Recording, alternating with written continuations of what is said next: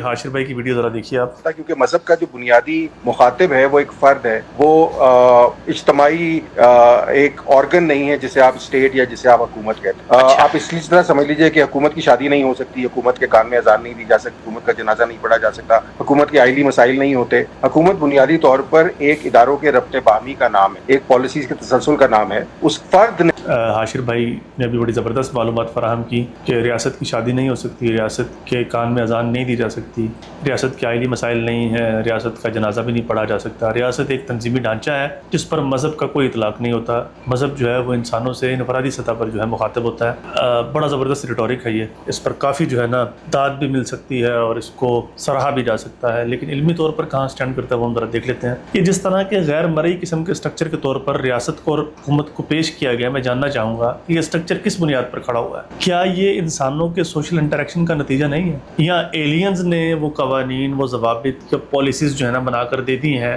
کہ یار ان کو انسانی زندگی کے اوپر اس کا اطلاق ذرا کیجیے نا.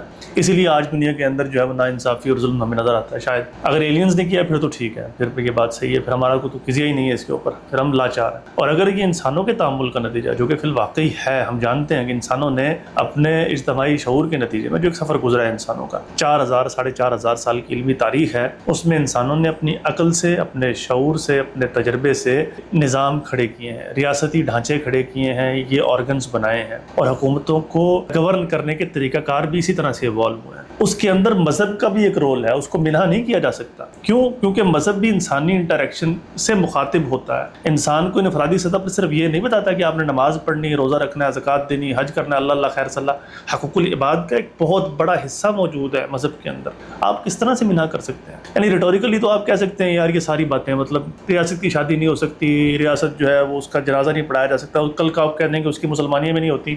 ٹھیک ہے، مطلب اچھی لگتی ہے بات سننے کو. علمی طور پہ اگر آپ دیکھیں یہ کہاں سٹینڈ کرتی ہے؟ اگر مذہب انسان سے مخاطب ہوتا ہے، فرد سے مخاطب ہوتا ہے، تو یہ کیسے ممکن ہے کہ جب افراد ایک دوسرے سے انٹریکٹ کریں گے تو اپنی مذہبی بنیادوں کو بالکل بالائے طاق کر کے ایک دوسرے سے انٹریکٹ کریں گے؟ یہ کس طرح سے پاسبل ہے؟ ایک مذہبی معاشرے کے اندر لامحالہ لوگ جو ہے اپنے مذہبی ڈاکٹرائن کو سب سے پہلے دیکھیں گے ان اصولوں کو وضع کرتے ہوئے. بھائی تو یہ بات ہے، آپ اس پہ ذرا توجہ کیجیے گا.